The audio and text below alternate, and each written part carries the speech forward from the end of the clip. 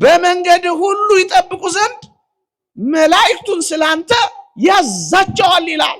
አጫጆቹም መላእክት ናቸው ይላል። በስመ አብ ወወልድ ወመንፈስ ቅዱስ አሃዱ አምላክ አሜን።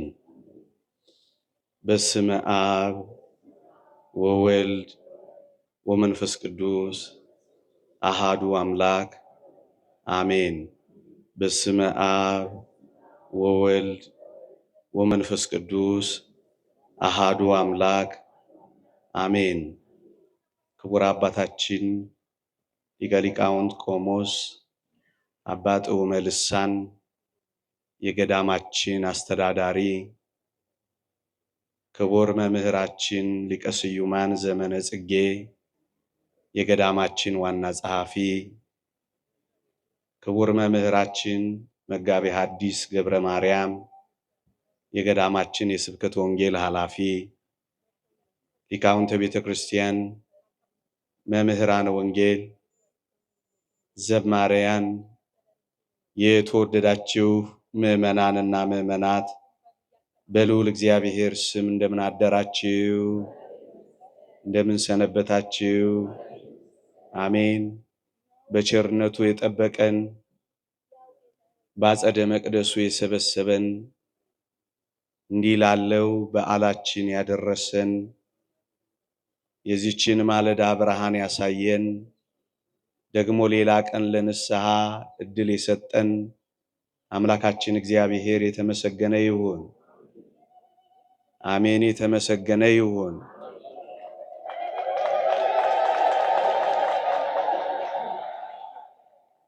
እጅግ አጠር ላለች ደቂቃ እናንተን ብዙ ሰዓት ቆማችሁና ፀሐይ ላይ እንዳናቆያችሁ እጅግ አጠር ላለች ደቂቃ የእግዚአብሔርን ቃል አሰማችኋለሁ።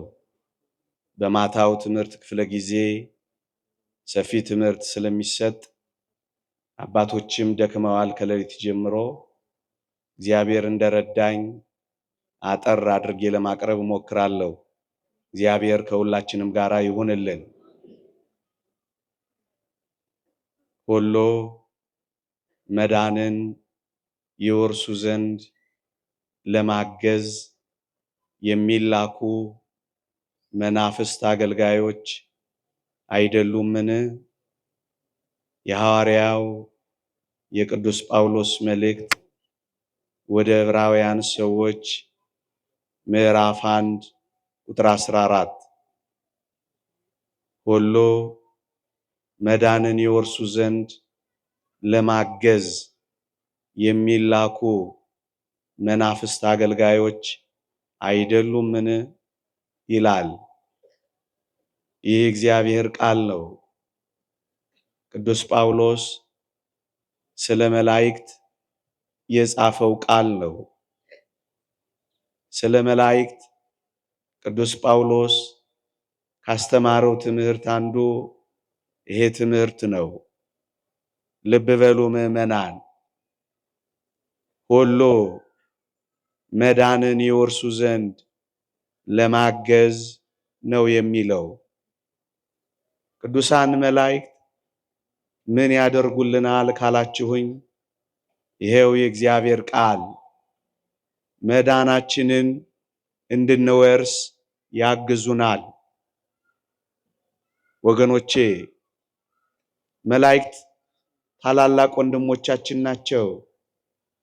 መጽሐፍ ቅዱስ የወንድሞቻችን ከሳሽ ተጥሏልና ይላል። ወንድሞቻችን ናቸው፣ ያግዙልናል። ወንድሞቻችን ናቸው፣ ይደግፉናል። ወንድሞቻችን ናቸው፣ ይረዱናል። ለዛ እኮ ነው ይህንን ቀን ስብስብ ብለን የምናስበው። ሁሉ መዳንን ይወርሱ ዘንድ እኮ ነው የሚለው። አንዳንዶች እንዴት መላእክትን በዝምታ እያለፉ እንደሆነ ታያላችሁ። አንዳንዶች መላእክት ምንም እገዛና ምንም እርዳታ እንደሌላቸው ሲያወሩ ትሰማላችሁ። እንደው መላእክት ከአንዳንድ ቤተ እምነቶች ተባረዋል። ስማቸውም አይነሳም፣ ዝክራቸውም አይታወስም። የእውነተኛ ቤተ ክርስቲያን መገለጫ ምን እንደሆነ ታውቃላችሁ? ሁሉ መዳንን ይወርሱ ዘንድ ለማገዝ ያስፈልጉናል ብለን ማመናችን ነው። በመዳን መንገዳችን አንዳንዶች ምን ያገባቸዋል ሲሉ ተሰሙ የለ። የእግዚአብሔርን ቃል ግን ስሙት። መዳናችንን እንድንወርስ ያግዙናል ነው እኮ የሚለው። ወገኖቼ በእርግጠኝነት በዚህ ምድራዊ ሕይወታችሁ የሚያግዛችሁን ተወዱ የለ? እውነት ሐሰት? የሚደግፋችሁን ትፈልጉ የለ? እውነት ሐሰት? እግዚአብሔር ያሳያችሁ። በምድራዊ ሕይወት የሚደግፉ፣ በምድራዊ ሕይወት የሚያግዙ እጅግ ተፈላጊዎች፣ እጅግ ተወዳጆች፣ እጅግ ተናፋቂዎች ከሆኑ በዘላለም መዳናችን መንገዳችን ውስጥ የሚያግዙን፣ የሚረዱን፣ የሚደግፉን መላእክት እንደምን አይወደዱም? መላእክት እንደምን አይፈለጉም? ወገኖቼ አንድ እውነት ልንገራችሁ፣ እንኳን ለኔና ለእናንተ ምስኪኖቹ መልአክ ለመልአክ እንኳን እንደሚያስፈልገው ታውቃላችሁ? አንድ መልአክ ለሌላ መልአክ እንኳን ያስፈልገዋል፣ እንኳን ለኛ ወገኖቼ። ለዚህ እኮ ነው ቅዱስ ገብርኤል የፋርስ አለቃ መንግስት ግን 21 ቀናት ተቋቋመኝ ባለ ጊዜ ቅዱስ ሚካኤል ሲመጣለት ምን አለ መሰላችሁ? እንዲህ አለ፣ ካለቃችሁ ከሚካኤል በቀር የሚያጸናኝ የለም አለ። እግዚአብሔር ያሳያችሁ። ለቅዱስ ገብርኤል ቅዱስ ሚካኤል እንኳን እኮ አስፈልጎታል። ታዲያ አንተ ማነህ ቅዱስ ገብርኤል አያስፈልገኝም የምትል? የእግዚአብሔር ቃል ግልጽ ነው፣ ምንም የሚያሻማ አይደለም። ሁሉ መዳንን ይወርሱ ዘንድ ለማገዝ ነው የሚለው። ለዚህ ነው ያግዙናል፣ ይረዱናል፣ ይደግፉናል የምንለው። ጥቂት ነጥቦችን ላሳያችሁ። በአንድ የእግዚአብሔር ቃል ምሳሌነት ብቻ ገልጬላችሁ እጠቀልላለሁ። በርካታ ትምህርቶችን ማስተማር ይቻላል። እንዳልኳችሁ እንዳላቆማችሁ ፀሐይ ላይ ደግሞ ፈጥናችሁ እንድትሄዱ አንድ የእግዚአብሔር ቃል ብቻ ላንሳ። በዚህ በሉቃስ ወንጌል ምዕራፍ 13 ጌታ በወንጌል አንድ ብርቱ ትምህርት አስተማረ። ምን አለ መሰላችሁ? ለአንድ ሰው በወይን አትክልት የተተከለች በለስ ነበረችው አለ። ልብ በሉ። ለአንድ ሰው በወይን አትክልት የተተከለች በለስ ነበረችው አለና ፍሬ ሊፈልግባትም 3 ዓመት እየተመላለሰ ፍሬ አላገኘባትም አለ። የወይን አትክልት ባለቤቱ ፍሬ አጣባት። ከዚያ ምን አለ መሰላችሁ? ለወይን አትክልት ሰራተኛው እንዲህ አለው አለ። ምን አለው? ቁረጣት፣ ለምን ደግሞ መሬቱን ታጎሳቆላለች አለው ይላል። 2 እዩ፣ ቁረጣት፣ ለምን ደግሞ መሬቱን ታጎሳቆላለች አለው ይላል። የወይን አትክልት ሰራተኛው ግን እንዲህ አለ ይላል። ለወይን አትክልት ባለቤቱ የወይን አትክልት ሰራተኛው ምን አለ መሰላችሁ? ጌታ ሆይ ዙሪያዋን እስክኮተኩትላት ፋንድያ እስካፈስላት ጌታ ሆይ እባክህን በዚህች ዓመት ደግሞ ተዋት፣ ወደፊት ብታፈራ ደህና ነው፣ ያለዚያ ትቆርጣታለህ አለው ይላል። 3 አካላትን ላሳያችሁ። አንደኛ የወይን አትክልት ባለቤት ነው። 2ኛ በለሱ ወይም ራሱ የወይን አትክልቱ ነው። 3ኛ የወይን አትክልቱ ሰራተኛ ነው። እነዚህ እነማን ናቸው? ባጭሩ የወይን አትክልት ባለቤት የወይን አትክልት ባለቤት የተባለው ልዑል እግዚአብሔር ነው ወገኖቼ። መጽሐፍ ቅዱስ እንዲህ ይላል። ትንቢተ ኢሳይያስ ምዕራፍ 5 ላይ ገብታችሁ ስታነቡ እነሆ ለወይኔ ያላደረኩት ምንድነው? ጉድጓድ ማስኩለት፣ ቅጥር ቀጠርኩለት፣ ውሃ አጠጣሁት፣ ወይን ያፈራል ብዬ ተማመንኩ፣ ኩርንችት አፈራ። እንግዲህ በወይኔና በኔ መካከል ኑ ፍረዷ። ወይኔ እያለ የተናገረው ባለቤቱ እግዚአብሔር ነው። የወይኑ ባለቤት ልዑል እግዚአብሔር ነው። እስራኤልን በ3 ዘመናት እየተከታተለ ፍሬ ያላገኘባቸው የወይኑ ባለቤት እግዚአብሔር ነው። ሁለተኛ ወይን የተባሉ በለስ የተባሉ እነማን ናቸው ካላችሁኝ፣ ለሰሙ እስራኤል ዘስጋ ለፍጻሜው እስራኤል ዘነፍስ እኛ ነን። ታስታውሱ የለ በወንጌል እዩ የእግዚአብሔር ቃል እንዲህ ይላል፣ በለስ ጫፏ ሲለሰልስ ቅጠሏም ሲያቆጠቁጥ በጋ እንደቀረበ ታውቃላችሁ ብሏል ጌታችን። ሊቃውንት ሲተረጉሙ በለስ የተባሉ እስራኤል ናቸው ብለዋል። እዩ በዚህ ዘመን አንድ እውነት አይናችሁን ከፍታችሁ አዳምጡ። እስራኤል ጫፏ ሲለሰልስ ቅጠሏም ሲያቆጠቁጥ በጋ እንደቀረበ ታውቃላችሁ የሚለው ምን ይመስላችኋል? ደካማ የነበረችው እስራኤል በረታች፣ የተበተነችው ተሰበሰበች፣ የፈረሰችው እንደገና ተሰራች፣ ኃያል ወደ መሆን አደገች። ትንቢተ ኢሳይያስ ትንቢተ ዳንኤል ምዕራፍ 7 ስታነቡ የተበተነው ኃይል መሰብሰብ በጨረሰ ጊዜ ፍጻሜ ይሆናል ይላል። የተበተነው ኃይል እስራኤል ነው። መሰብሰብ እየጨረሰ ነው ወገኖቼ። ይሄ ሁሉ የምትሰሙት ድምፅ የመጨረሻው ድምፅ መሆኑን አስተውሉ። የተበተኑት ኃይል እስራኤል በተሰበሰቡ ጊዜ ፍጻሜው ይቀርባል። ተሰብስበው ኃያል ሆነዋል። ሰሞኑን እንኳን ኢራንን ሲቀጠቅጡ አድረዋል። አላስገባም አላስወጣም ብለዋል። ምድራችን ላይ ኃያል ሆነዋል። ምዕራቡን ዓለም ተቆጣጥረዋል። ምን እየሆነ ነው? የዘመኑ መጨረሻ እየቀረበ ነው። የእግዚአብሔር ቃል እንዲህ ይላል፣ ከእስራኤል ቅሬታዎች አንዳንዶቹ ይድናሉ ይላል ቅዱስ ጳውሎስ።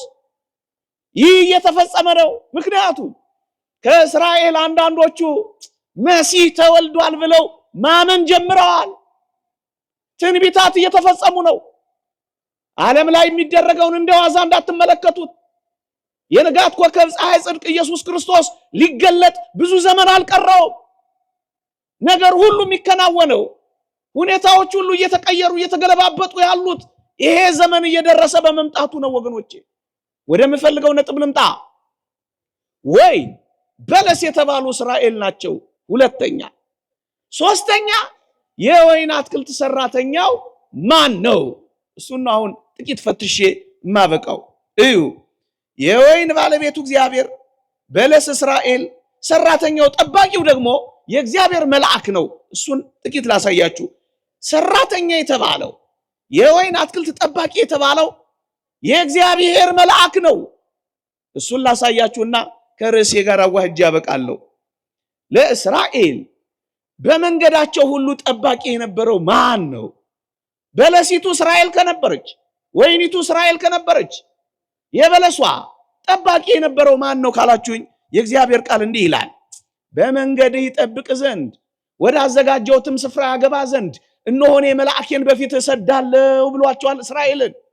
እግዚአብሔር ያሳያችሁ በኦሪት ዘጸአት ምዕራፍ 23 ቁጥር 20 ላይ እነሆ እኔ መልአኬን በፊትህ እሰዳለሁ ብሏቸዋል። አያችሁ፣ የእስራኤል ቀኑን በደመና ሌሊቱን በብርሃን የበረሃውን ዋዕይ በደመና እያጫማ ነበልባል አብርዶ በረሃውን ያሻገራቸው የእግዚአብሔር መልአክ ነው። እዩ በመንገዴ ጠብቅ ዘንድ እነሆ እኔ መልአኬን እልካለሁ አለ። አያችሁ፣ የእስራኤል ጠባቂ የነበረው የእግዚአብሔር መልአክ ነው። አንድ ሁለተኛ ይህ ወገኖቼ መልአክ መሆኑን ላረጋግጥላችሁ ነው። የበለሱ ባለቤት እግዚአብሔር ነው፣ አያከራክርም። በለሲቱ እስራኤል ናት፣ አሳይቻችኋለሁ፣ አያሟግትም። ምናልባት ሊያከራክራቸው ከቻልን ብለን እነዚህን ጥቂት ነጥቦች የምናስቀምጠው ለዛ ነው። የእስራኤል ጠባቂ የእግዚአብሔር መልአክ ነው። ምክንያቱም በመንገድ ይጠብቅ ዘንድ ወደ አዘጋጀሁት ስፍራ ያገባ ዘንድ መልአኬን እልካለሁ ብሏል። መልአክ ነው። አንድ ሁለተኛ እዩ በርዕሴ ሁሉ መዳንን ይወርሱ ዘንድ ለማገዝ የሚላኩ መናፍስት አገልጋዮች አይደሉምን? የሚላኩ እዩ። አሁን ባነበብኩላችሁ የሉቃስ ወንጌል ኃይለ ቃል ላይ ቁረጣት ተብሎ የተላከው የሚላኩ ተብለው የተገለጹት የእግዚአብሔር መላእክት አይደሉምን? ይሄን በእግዚአብሔር ቃል አስደግፍላችሁ። በመንገድ ይጠብቅ ዘንድ ወደ አዘጋጀሁትም ስፍራ ያገባ ዘንድ ከሚለው ጋር አብሮ የሚሄድ ምን ይላል መሰላችሁ? በመንገድ ሁሉ ይጠብቁ ዘንድ መላእክቱን ስላንተ ያዛቸዋል ይላል። አያችሁ፣ የሚታዘዙ የሚላኩ አድን፣ ግደል፣ ቁረጥ፣ ፍለጥ ተብለው የሚላኩ እኮ የእግዚአብሔር መላእክት ናቸው። ሶስተኛ በወንጌል ቆራጮች ወይም አጫጆች የተባሉ እነማን ናቸው? እዩ በምሳሌው ትምህርት በጌታ ቅድም በነገርኳችሁ ቃል ላይ ስለምን ደግሞ መሬቱን ታጎሳቁላለች ቁረጣት አላልኳችሁ? ቆራጮች የተባሉ አጫጆች የተባሉ እነማን ናቸው? ላንብብላችሁ። ማቴዎስ ወንጌል ምዕራፍ 13 ቁጥር 39 ላይ እንክርዳዱም የክፉ ልጆች ናቸው፣ የዘራውም ጠላት ዲያብሎስ ነው፣ መከሩም የዓለም መጨረሻ ነው፣ አጫጆቹም መላእክት ናቸው ይላል። እይ ወገኖቼ ቁረጣት የተባለው መልአክ እንደሆነ አወቃችሁ? ምክንያቱም ስለምን ደግሞ መሬቱን ታጎሳቁላለች ቁረጣት አለው ይላል። አያችሁ፣ አጫጆች የተባሉ መላእክት ናቸው። የሚላኩ መናፍስት አገልጋዮች የተባሉ መላእክት ናቸው። አራተኛ በእያንዳንዱ ሰው አጠገብ ያሉ ጠባቂዎች፣ ተንከባካቢዎች እነማን ይመስሏችኋል? የእግዚአብሔር መላእክት አይደሉምን? የእግዚአብሔር ቃል እንዲህ ይላል ከነዚህ ከታናናሾቹ አንዱን እንዳትንቁ መላእክቶቻቸው በሰማያት ዘውትር በሰማያት ያለውን የአባቴን ፊት ያሉላችኋለሁ ይላል። የተወደዳችሁ ኦርቶዶክሳውያን አጠገባችሁ መልአክ አለላችሁ። መልአካችሁ ቅዱስ ገብርኤል አጠገባችሁ አለ። መልአካችሁ ቅዱስ ሚካኤል አጠገባችሁ አለ። ቀን በመንገዳችሁ ሌሊት በመኝታችሁ አንዳንድ መልአክ አለላችሁ። እግዚአብሔር ፍጥረቱን ሳያስጠብቅ እንዲሁ የተወ ይመስላችኋል? የእግዚአብሔር መልአክ አጠገባችን ባይኖርማ ኖሮ በአይኑ ብቻ ተመልክቶ የሚያጠፋን ሴጣን ዙሪያችንን እኮ እየዞረን ነበር። ለጥርሳቸው ንክሻ ያላደረገን እግዚአብሔር ይመስገን።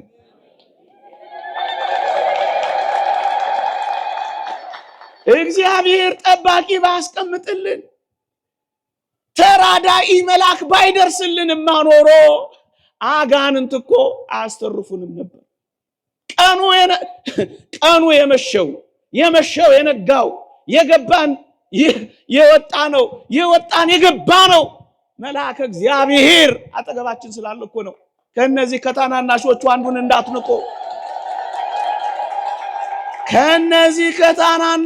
አንዱን እንዳትንቁ፣ መላእክቶቻቸው ይላል። አየህ፣ አጠገባችን የእግዚአብሔር መልአክ አለልን። እንዴት ነው ችላ የምንለው? እንዴት ነው እንደሌለ የምንቆጥረው? እንዴት ነው ሳይለንት የምናደርገው? እንዴት ነው ዲሊት የምናደርገው? ምን ማለት መሰለ፣ በእያንዳንዱ በለስ ስር፣ በእያንዳንዱ ወይን ስር የእግዚአብሔር መልአክ አለ። አየህ። አራተኛ አሁን ወደ ቃሉ ልምጣ። እየገባችሁ ነው ማወራው? ነው እኔ ብቻ ነው የገባኝ? እዩ የእግዚአብሔርን ቃል አሁን መልሼ ልድገመው። ምን ይላል? እንዲህ አለው፣ ቁረጣት፣ ለምን ደግሞ መሬቱን ታጎሳቆላለች አለው ይላል። ከዚያ የወይን አትክልት ሰራተኛው ሄዶ ቁረጣት ሲባል ቁርጥ አረጋት እንዴ? በአራት ማስረጃዎች የእግዚአብሔር መልአክ መሆኑን አስረድቻለሁ። ሌላም እንዳልጨምር ጊዜ ስለሚያጥረኝ ነው። የእግዚአብሔር መልአክ ቁረጣት ሲባል ተንደርድሮ ሄዶ መሽቆረጣት ምን አላል? እንዲህ አለው። ለባለቤቱ እኮ ነው። ምን አለው? ጌታ ሆይ ዙሪያዋን እስከኮተኩትላት፣ ፋንድያዋን እስካፈስላት፣ ንፋሱን እስከከላከልላት፣ አረሙን እስከነቅልላት፣ ጌታ ሆይ በዚች ዓመት ደግሞ ተዋት። የተወደዳችሁ ኦርቶዶክሳውያን ዙሪያዋን እስከኮተኩትላት፣ ፋንድያ እስካፈስላት ማለት ፍሬስ እንድታፈራ ምን ላርጋት? ጊዜ ልስጣት? ቆይ ዙሪያዋን ከኮተኮተላት፣ ፋንድያ ካስታቀፋት፣ ውሃ ካጠጣት፣ አረም ከነቀለላት፣ ነፋስ ከተከላከለላት፣ ለዚች በለስ ወይን ፍሬ እንድታፈራ ምን አረገላት ማለት ነው? አማርኛ እንዴት ነው? ስትርቁ ራቀ እንደ አማርኛ። ፍሬ እንድታፈራ ምን ላርጋት? አንድ ቃል እንድትሉልኝ ፈልጌ ነው። ምን ላርጋት? ጥሩ ነው እሱ። ሌላ ግን ሁሉ መዳንን ይወርሱ ዘንድ ለማገዝ ፋንድያ ካፈሰሰላት፣ ንፋስ ከተከላከለላት፣ አረም ከነቀለላት፣ ዙሪያዋ ከኮተኮተላት ምን አረገላት? አገዛት አትሉኝም እንዴ? እገዛ ነው እገዛ አይደለም? ፍሬ እንድታፈራ ምን ላርጋት? ላግዛት። እየገባችሁ ነው? ሁሉ መዳንን ይወርሱ ዘንድ ለማገዝ የተላኩ መናፍስት አገልጋዮች አይደሉም? ምን ላርግላት? ዲያብሎስን ልታገለላት፣ ጸሎት እንድታደርግ ላግዛት። ኦጊረስ የተባለ ሊቅ እንደተናገረው እኛ ለጸሎት ስንቆም ይላል የእግዚአብሔር መልአክም እጆቹን አብሮ ከኛ ጋር ይዘረጋል ይላል። ማረኝ ስንል ማረው ይላል። ይህንን ነው እኮ የሚለው። እግዚአብሔር ያሳያችሁ። ዙሪያዋን እስከኮተኩትላት የሚለውን ቃል ከአንድ እግዚአብሔር ቃል ጋር ላሳያችሁ። የእግዚአብሔር መልአክ እግዚአብሔርን በሚፈሩ ሰዎች ዙሪያ ምን ይላል? ምን ይላል? ጎበዞች ናቸው፣ ይሰፍራል። ከዛስ ያድናቸውማ። ይኸው ዙሪያዋን የሚኮተኩትላት ዙሪያዋ ስለሰፈረ ነው አይደለም?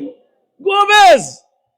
በዙሪያችን ከሰፈረው የጠላት ሰራዊት በላይ በዙሪያችን የሰፈረው የእግዚአብሔር ሰራዊት ይበልጣል። አይኖቻችን ስለተያዙ እንጂ አትፍሩ፣ አትደንግጡ፣ አትረበሹ። የእግዚአብሔር ሰራዊት ይበልጣል። እኛ መንፈሳውያን ሆነን አይናችን ስላልተገለጠ እንጂ አሁን አይናችን ቢገለጥ ምንኛ እግዚአብሔር መልአክ እናየው ነበር። ፈሪዎቹን፣ ደካሞቹን በኃጢአት ምክንያት ውስጣችን ፈዘዘ፣ መንፈሳዊ አይናችን ደበዘዘ እንጂ የእግዚአብሔር መልአክ እናየው ነበር። ጊያዝ የሚባል ሰው ላስታውሳችሁ። የነብዩ የኤልሳ ደቀ መዝሙር ገለጥ አድርጎ ሲያይ በሩን የሶሪያ ወታደሮች ከበው አየ። ከዚያስ ዝግት አረገና ገባና አባቴ ሆይ አቤት፣ አረ የከበበን ሰራዊት ብዙ ነው አለው። ነብዩ እጆቹን ዘረጋና ጌታ ሆይ የዚህን ብላቴና አይኖች ግለጥ ብሎ ጸለየ። አይኖቹ ተገለጡ። ከዚያ እንደገና በሩን ከፍቶ ሲያይ ከከበበው ሰራዊት በላይ ተራራውን የሞሉት የእግዚአብሔር መላእክት የእግዚአብሔር ሰራዊት በስተው ተመለከተ። እግዚአብሔር አይናችንን ይግለጥልንማ። እሱ ተዘግቶ እኮ ነው ተስፋ የቆረጥነው። በርትተው የማይደክሙ ኖረው የማይሞቱ አሁን የማይበድሉ ኃያላን ከበውናል። ዙሪያችንን ከበዋል። ዙሪያዋን እኮተኩትላታለሁ ማለት ዙሪያችንን የሰፈረው የእግዚአብሔር መልአክ መዳናችን እንድንፈጽም ይረዳናል፣ ይለምንልናል። ምን ብሎ ቁረጣት ሲለው ሄዶ ቁርጥ አይደለም ያደረጋት። ምን አለው? ጌታ ሆይ በዚህች ዓመት ደግሞ ምን በላት ተዋት። እንዴ ሲታዘዝም ብሎ የሚታዘዝ ብቻ አይደለም፣ ይራራል። ከዛስ ይለምንልናል። ተዋቸው፣ እድሜ ስጣቸው፣ እኔ ላግዛቸው፣ ጸሎት እንዲጸልዩ፣ ወንጌል እንዲሰሙ፣ ቤተ እግዚአብሔር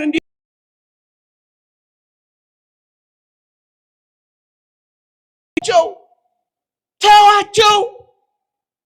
ታዲያ ይሄ ፍሬ እንድታፈራ የተደረገ እገዛ ከሆነ ሁሉ መዳንን ይወርሱ ዘንድ ለማገዝ የሚላኩ መናፍስት አገልጋዮች አይደሉምን? ገብቷቸዋል? ግልጽ ነው። ገብቷቸዋል? አዎ። በመዳን መንገዳችን ያግዙናል። እገዛ ምንድን ነው ካላችሁ ሁለተኛ ቆሮንቶስ መልእክት ምዕራፍ 1 ቁጥር 11 ላይ ጨርሻለሁ። 5 ደቂቃ ብቻ። ሁለተኛ ቆሮንቶስ ምዕራፍ 1 ቁጥር 11 ላይ እናንተ ደግሞ ስለኛ እየጸለያችሁ አብራችሁ ስትረዱን ይላል ቅዱስ ጳውሎስ። እርዳታ እገዛ ምንድን ነው ካላችሁኝ መጸለይ ነው አብሮ። ለዚህ እኮ ነው የዛሬን ተዋት፣ በዚህች ዓመት ደግሞ ተዋት፣ እድሜ ጨምርላት፣ ዘመን ስጣት፣ ቀን አድላት፣ ንስሐ ትገባለች፣ እኔም አግዛታለሁ፣ ሁሉ መዳንን ይወርሱ ዘንድ ለማገዝ። ኦርቶዶክሳውያን እጅግ በጣም ትክክል ነን። በጣም እንዳትጠራጠሩ፣ በምንም ነገር አትጠራጠሩ። የያዝነው እጅግ ዘላለማዊ እውነትና መጽሐፍ ቅዱሳዊ ነው። ለዚህ ነው መላእክት ያማልዱናል፣ ያግዙናል፣ ይራዱናል የምንለው። ሁሉ መዳንን ይወርሱ ዘንድ ለማገዝ የሚላኩ መናፍስት አገልጋዮች አይደሉም። አንድ ሁለት ነገር ብቻ ጨምሬ ልሂድ። አንዳንዶች እንደዚህ ስንናገር መልአኩ የታውቆ ነው? እኛ ያለነው ግቢ ገብርኤል፣ እሱ ያለው በሰማይ። ስጠራው እንዴት ነው የሚሰማኝ? ይህትስ ያውቀኛል እኔ ብለው ሊቀማጠሉ የሚወዱ አንዳንዶች አሉ። እንደነሱ የሚመስላቸው እነሱ እዚህ ካሉ እዛ ቦታ ስለሌሉ ስጋዊ ደማዊ በሆነ አእምሮ መፈላሰፍ የሚፈልጉ። እኔ ጥቂት ሐሳቦችን ብቻ ልንገራችሁና ላብቃ። እግዚአብሔር ያሳያችሁ። የምእመናንን ጸሎት የሚያሳርጉት በመጽሐፍ ቅዱስ ላይ ማን ናቸው? መላእክት ናቸው አይደሉም? ናቸው አይደሉም? በጉልበት ነው እንዴ ማሳምናችሁ? ናቸው አይደሉም? የእግዚአብሔር ቃል እንዲህ ይላል፣ የቅዱሳን ጸሎት ከዕጣኑ ጢስ ጋር በመላእኩ እጅ ወጣ፣ በእግዚአብሔር ፊት አረገ ይላል። በማን እጅ? መላእኩ። የተወደዳችሁ ኦርቶዶክሳውያን የኔና የእናንተን ጸሎት እያሳረጉ ጸሎታችንን አያውቁትም ማለት ነውር አይደለም። እያሳረጉት ታስታውሱ ይሆን? በመሰዊያው አጠገብ ሁለት ጊዜ ላስታውሳችሁ። አንደኛው ቆርኔሌዎስ የሚባልን አንድ ደግ ሰው የእግዚአብሔር መልአክ ምን አለው መሰላችሁ? ጸሎትህና ምጽዋትህ በእግዚአብሔር ፊት አረጋለው። ስላሳረገለት እኮ ነው አረጋለው። ዘካርያስን በተራው ዕጣ ክፍል በመሰዊያው አጠገብ ተገልጦ ልጅ ትወልዳለህ ሲለው ትዝ ይላችኋል? ጸሎቱን እኮ አሳርጎለት እኮ ነው። ይህ እኮ የእግዚአብሔር ቃል ነው። አሁን ያነበብኩላችሁ የቅዱሳን ጸሎት ከዕጣኑ ጢስ ጋር በመላእኩ እጅ ወጣ። መላእክት ጸሎታችንን እያሳረጉ ጸሎቱን አያውቁትም ይባላል። የተወደዳችሁ ክርስቲያኖች በዚህች ቤተክርስቲያን በርካታ መላእክት አሉ። ሁለተኛ የእግዚአብሔር ቃል እንዲህ ይላል። በእውነት ጥቂት ደቂቃ ህሊናችሁን ከሰጣችሁኝ አሁን የጠየቁት ሐሳብና የሚናገሩት ነገር ምንም እንዳይደለ ትቆጥራላችሁ። የእግዚአብሔር ቃል እንዲህ ይላል። የሉቃስ ወንጌል ምዕራፍ 15 ቁጥር 10 ላይ እንዲህ ይላል። በጣም የሚደንቅ ቃል ገራችሁ። በምድር ላይ ያለች አንድ ምእመን ንስሐ ሲገባ ይላል፣ ንስሐ ሲገባ በሰማይ ባለች ጉባኤ ቤተ ክርስቲያን በሰማይ ባሉ መላእክት ታላቅ ደስታ ይሆናል ይላል። ሰምታችሁኛል? እኛ ንስሐ ስንገባ በሰማይ መላእክት ምን ይላሉ? ምን ይላሉ? በእኛ መመለስ በሰማይ ያለችው የመላእክትና የቅዱሳን ጉባኤ ደስ የሚላት ብታውቅ ነው ባታውቅ ነው? ብታውቅ ነው ባታውቅ ነው? ይሄ እኮ በጣም ነውር ነው። ሁለተኛ ሶስተኛ ቅድም የጠቀስኩላችሁን ጥቅስ ላስታውሳችሁ። ምን የሚል በጣም የሚደንቅ ቃል ነው። ዝም ብላችሁ በቸልታ እንዳትመለከቱት። ምን የሚል ከነዚህ ከታናናሾቹ አንዱን እንዳትንቁ መላእክቶቻቸው ዘውትር በሰማያት በሰማይ ያለውን የአባቴን ፊት ያያሉ እላችኋለሁ ይላል። እዩ እምትንቋቸውን ሰዎች ብትንቋቸው መላእክቶቻቸው በሰማይ ይነግሩባችሁና ያስፈርዱባችኋል ይላል። እየሰማችሁ ነው? እሺ ከነዚህ ከታናናሾች አንዱን እንዳትንቁ መላእክቶቻቸው ካለ አጠገባቸው ሆነው መናቃቸውን ያያሉ አያዩ? ይሰማሉ አይሰሙ? ያስፈርዱባቸዋል? አዎ። እዩ አጠገባችን ካሉ ጸሎታችንን እንዴት አይሰሙ? አጠገባችን ካሉ መገፋታችንን እንዴት አይሰሙ? አጠገባችን ካሉ ብሶታችንን እንዴት አያውቁ? እየሰማችሁኝ ነው? እየሰማችሁኝ ነው? አዎ። ሌላ ቃል ላስታውሳችሁ። ነብዩ ኢሳይያስ ንጉስ ኦዚያን በሞተበት ዘመን እግዚአብሔርን ከፍ ባለ ዙፋን ላይ አየሁት ይላል። ትንቢተ ኢሳይያስ ምዕራፍ 6 ቁጥር 1 ላይ ከዛስ ከንፈሮቼ የረከሱብኝ ከንፈሮቻቸው በረከሱባቸው ሰዎች መካከል ምኖር ወዮ ብዬ አለቀስኩ ይላል። እግዚአብሔርን ሲያዩ ማልቀስ ጀመረ። እውነት እግዚአብሔርን ሲያስቡ የሚያለቅሱ ሰዎች ምንኛ የታደሉ ናቸው። በደላቸውን እያሰቡ የሚያለቅሱ ሰዎች ይሄ ጎደለብኝ ይሄ ጠፋብኝ ሳይሆን እግዚአብሔርን አጣሁት እያሉ የሚያነቡ ሰዎች ምንኛ የታደሉ ናቸው። እግዚአብሔርን በማጣቱ ምክንያት አለቀሰ። ከዛስ ከሱራፌል መልአክ አንዱ ሱራፊ እየበረረ መጣልኝ ይላል። ሰምታችሁኛል? አይቶታል አላየውም? ያውቀዋል አያውቀውም? በሮ ደረሰለት። ከንፈሮቼን ነካው ለምጼም ጠፋ ርኩሰቴም ራቀ ይላል። መልአኩ በሮ ይደርሳል። ታዲያ በምን ምሳሌዎችና በምን ማስረጃዎች እናቀርብላችሁ ወገኖች? አንዳንዶች የመላእክት እንቅስቃሴ ሃይገር ላይ ተጭኖ ወይም ራይድ ይዞ እንደሚሄድ ቀርፋፋ ይመስላቸዋል። እንዴት ያሳፍራል! እንደዚህ ማሰብ። እዚህ ስጠሩት እዛ ስጠሩት እዚህ ምን ታንከራትቱታላችሁ እያሉ ሊያላግጡብን የሚሞክሩ አንዳንዶች አሉ። የእግዚአብሔር ቃል እንዲህ ይላል። ገናም በጸሎት ስናገር አስቀድሜ በራእይ አይቼው የነበረው ገብርኤል እየበረረ መጣ ይልልሃል። ገናም በጸሎት ስትናገር ጸሎትህ አፍንጫው ስር ሳይሰድ አፍንጫ ጋር ሳይደርስ የእግዚአብሔር መልአክ በሮ ይደርስልሃል። ይሄው የእግዚአብሔር ቃል ነው። ከየት አመጣሁት? ከኪሴ አላመጣሁት። ገናም በጸሎት ስናገር በራእይ አይቼው የነበረው ቅዱስ ገብርኤል እየበረረ መጣ። እንደው ማክሲማሮስ ምን ይላል መሰላችሁ? ሊቁ ቅዱስ ኤጲፋኒዮስ ከጽርሐርያም እስከ በርባሮስ እንደ አይን ጥቅሻ በረው ይደርሳሉ። ብሊንኪንግ ኦፍ አይስ። አንተ አይንህን ብሊንክ አድርገህ ጨፍነህ እስክትገልጥ የእግዚአብሔር መልአክ ከጽርሐርያም እስከ በርባሮስ ደርሶ ይመለሳል። ታክሲ ሚዝ ራይድ ሚዝ እንዳይመስልህ የለም። ይሄ እኮ በምን ቋንቋ እንግለጸው? እንኳን ለቅዱሳን መላእክት አንዳንድ ቅዱሳን እንኳን አሉ እንደዚህ ልዩ ይሆኑ። እንዲህ ይላል፣ በሚሻቸው ዘንድ ከፍጥነታቸው የተነሳ በሁሉ ቦታ ይገኛሉ ይላል። ከፍጥነታቸው የተነሳ እንደ እግዚአብሔር ምሉዓን ናቸው እያልን አይደለም፣ አላስተማረችም ቤተክርስቲያን። በጣም ግን ፈጣኖች እኮ ናቸው። እንዴ አንዳንዶች በጣም ይደንቃችሁ። እኔ በጣም ይገርመኝ፣ ለሰይጣን ሲሆን የሚፈቅዱትን ለእግዚአብሔር መልአክ ሲሆን የሚከለክሉትን አትታዘቧቸው? ሰይጣን ዙሪያችንን እንደሚዞር እኮ ያምናሉ። እውነት አሰብ እንደ አንበሳ ሊውጣችሁ ዙሪያችሁን ይዞራል የሚለውን ቃል የቅዱስ ጴጥሮስን ቃል ይቀበላሉ። ሰይጣን ዙሪያችንን ይዞራል የሚለውን ያምኑና የእግዚአብሔር መልአክ ግን ዙሪያችን አለ የሚለውን ደፍረው መናገር ያቅታቸዋል።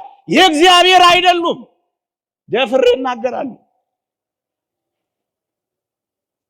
ኢዮብ ሰይጣንን መከራ አጽንቶበት ሲፈትነው ሰይጣን ለምኖ አስፈቅዶ ኢዮብ ላይ መከራ ሲያወርድበት መለመንና አስፈቅዶ መከራ ማጽናትን ለሰይጣን ይፈቅዱና ለምኖ አማልዶ አስፈቅዶ ከመከራ ማዳንን ግን ለቅዱስ ገብርኤል ሲከለክሉት አያፍሩም። አንዳንዶች ለሰይጣን የሚቻለውን ለእግዚአብሔር መልአክ ሲከለክሉ ምንም አይመስላቸውም። አንዳንዶች እውነተኛ ቤተክርስቲያን ውስጥ እንዳላችሁ ላረጋግጥላችሁ ፈልጌ ግን እኔ ባልናገረውም እናንተ እውነተኛ ቤት ውስጥ ስላላችሁ ነው እንደዚህ ቆማችሁ ፀሐይ የምትቀጠቀጡት። የአካላቸውን መጠን ብቻ አሳይቻችሁ ላልኩ በጣም ረቂቃን ናቸው። መጠናቸው ግን በጣም በጣም በጣም ሰፊ ነው። ምን ይላል መጽሐፋችን? ወቦ እለ ያጸልሉ በአክናፊሆሙ አሐተ ሀገረ፣ በአንድ ክንፋቸው አንድ አህጉር የሚያለብሱ መላእክት አሉ ይላል። አንድ መልአክ ይበቃል። ለአፍሪካ እንኳን አንድ መልአክ ይበቃል።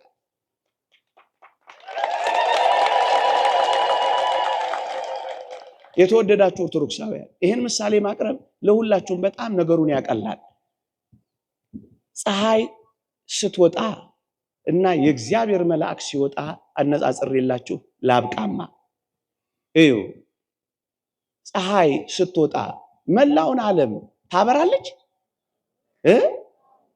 ምን ደፋሮች ናችሁ እናንተ! እዚህ እኮ ፀሐይ ሲወጣ ይሄን አንድ ምዕራቡ ዓለም ጨለማ ነው እኮ። አይፈረድባችሁም፣ ለነገሩ አይፈረድባችሁም። አሁን ልድገመው። ፀሐይ ስትወጣ ሙሉ ለሙሉ ዓለምን ታበራለች? አታበራም አይደል? እኔ አንድ የእግዚአብሔር ቃል ላሳያችሁ።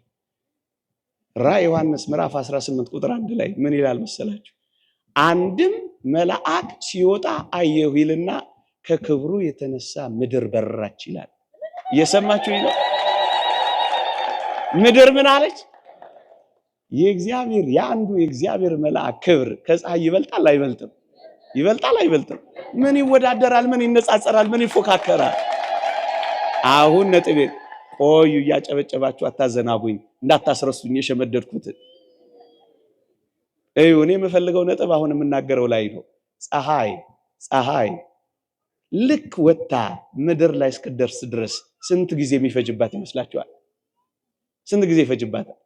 አደራችሁ እንዳትገምቱ፣ የማታውቁትን ዝም ነው የሚባለው። ስንት ጊዜ የሚፈጅ ይመስላችኋል? እንዴ ሳይንስ ተረሳ እንዴ? ጎበዝ ፒኤችዲ ስንት? 8 ሰከንድ ብቻ ነው የሚፈጀው። ማን እዚህ ለመድረስ? ፀሐይ ልክ ከበቧ ስትወጣ ብርሃኗን ለመሞቅ 8 ሰከንድ ብቻ ነው የሚፈጀው። ይሄ ሳይንስ ነው፣ ከፈለጋችሁ መርምሩት። ታዲያ የእግዚአብሔር መልአክ ክብር ከፀሐይ ክብር ከበለጠ እቺ ፀሐይ ምድር ላይ ለመድረስ 8 ሰከንድ ብቻ ከፈጀባት የእግዚአብሔር መልአክ ስንት ሊፈጅበት? እንዴ ምን ይነሳሰራል? ከፈለክ ኤክስ ስኩዌር ፕላስ ዋይ ስኩዌር ምናምን ብለህ አስበው። ምንም ከፍጥነታቸው የተነሳ በረው ይደርሳሉ ማለት ነው።